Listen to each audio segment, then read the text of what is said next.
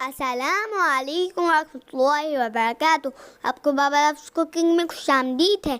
आज हमारे बाबा हमारे लिए बहुत ही मज़ेदार दही बड़े बना रहे हैं और साथ ही साथ हमें टिप्स एंड ट्रिक्स से सिखा भी रही हैं। फौरन ये रेसिपी हम आपके लिए शेयर करने के लिए आ गए। माश और मूंग के दही बड़े इतने मज़े के बनते हैं, हम आपको क्या बताएं, हम तो उंगलियां चाटते रह जाते हैं। ये तो बिल्कुल घर में बनाने वाली रेसिपी है। इंशाल्लाह आने वाले दिनों में हम आपके लिए कमर्शियल स्टाइल में बनाने की रेसिपी भी लेके आएंगे। इस रेसिपी के लिए हमने मूंग की पीली दाल आधा कप ली है, जिसे हमने तकरीबन 3 घंटे के लिए भिगो दिया था, और माश की सफेद दाल जिसे उड़द की दाल भी कहते हैं, इसे भी 1 कप लेके अच्छी तरीके से वॉश करके भिगो दिया 5 घंटे के लिए। जब ये दालें भीग के बिल्कुल नरम हो गई तो हमने 1/4 टीस्पून अजवाइन, 1/4 टीस्पून कुटी काली मिर्च, एक मोटा जवा लहसुन का, 1 टीस्पून सफेद जीरे की और हाफ टीस्पून नमक की और 1 अदद बड़ी हरी मिर्च ले ली थी। अब इन दालों की एक्सेस वाटर को ड्रेन कर दें और ये जो सारी हमने चीजें आपको बताई हैं ये इसके अंदर शामिल कर दें। दालों में सिर्फ इतना ही पानी रहने दीजिएगा कि जब दालें गहरे प्याले में मौजूद हों तो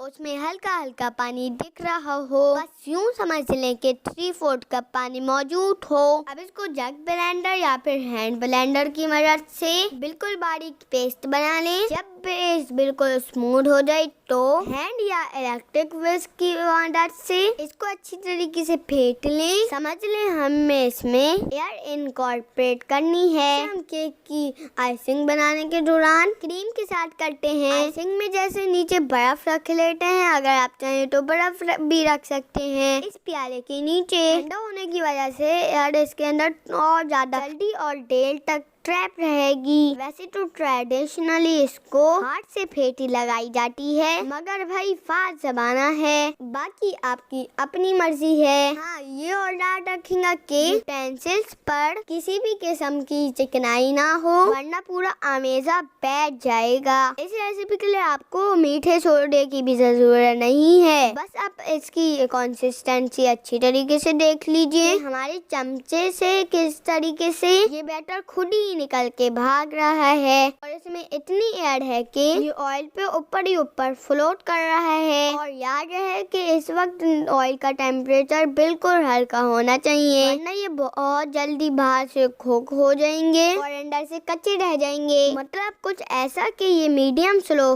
फ्लेम होना चाहिए। इनका रंग बहुत तेज गहरा नहीं करना, बल्कि ये एक साइड से हल्के से गोल्डन हो जाए तो इनको फोर्क की मदद से टर्न कर लें और दूसरी साइड से भी खूब खूबसूरत सा रंग आने दें। और इसी तरह पूरे हमारे अमेजे को तल लें और स्ट्रीम करके एक जगह रखते जाएं। हम तो ऐसे ही एक आट ऐसे ही चट कर जाते हैं चाहिए, मगर खैर हम तो कच्चा आटा खाने में कहीं मशहूर हैं। आप हमारी बात तो रहने ही दें। अब इन सारे के सारे परों को एक पानी के पतीले में डाल दीजिए। पानी ऊपर तक लबालब भरा होना चाहिए। फिर भी ये शरारती बड़े अपना सर उठाने की कोशिश करेंगे, मगर हम भी बहुत चालाक हैं। हमने इनके ऊपर ढक्कन ढक दिया, मगर सिर्फ 15 से 20 मिनट के लिए। गर्मियों में आप टैप वाटर ले सकते हैं, सर्दियों में जो कि कराची में बहुत ही ज्यादा होती नहीं है, हल्का गुनगुना पानी ले सकते हैं। 15 से 20 मिनट के बाद सारा पानी ड्रेन कर दें। अब आपके बड़े फूल के गुप्पा हो जाएंगे। हमारे यहाँ पे भाई साहब को इंस्ट्रक्शन दी जा रही थी कि बेटा हाथ में डाल के अच्छी तरीके से प्रेस करें, मगर उन्होंने तो इतनी जान लगा दी कि बेचारे बड़े में तो क्रैक ही आ गया। खैर प्रैक्टिस में परफेक्ट। दूसरा और तीसरा क्या, सारे के सारे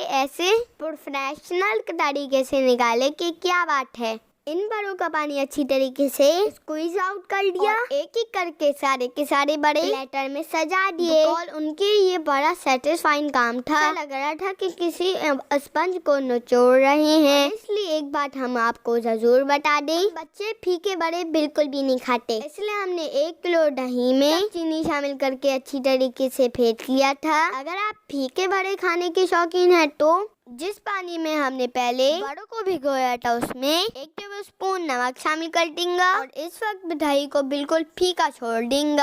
तो आपके नमकीन वाले बड़े तैयार हो जाएंगे। अब इस दही को बड़ों के ऊपर ढाल दीजिए, उनको आधे घंटे के लिए ऐसे ही छोड़ दें, बड़ों में अच्छी तरीके से जब सो जाए। हमने इसके लिए 2 चटनियाँ बनाई थी, इमली खजूर की लाल चटनी जो कि गुड़ में बनी थी, दूसरी इमली पौडेने की हरी चटनी। आप आलू बुखारे और खुमारी की चटनी भी डाल सकते हैं, और हाँ, साथ में पापड़ी हो तो क्या ही मजा है। इस रेसिपी को जरूर ट्राई करें और हमें दुआ में याद रखें। अगर आपको वीडियो पसंद आई हो तो वीडियो को लाइक करें, चैनल सब्सक्राइब करें और कमेंट बॉक्स में जरूर बताएं। देखने के लिए जज़ाकल्लाह खैर।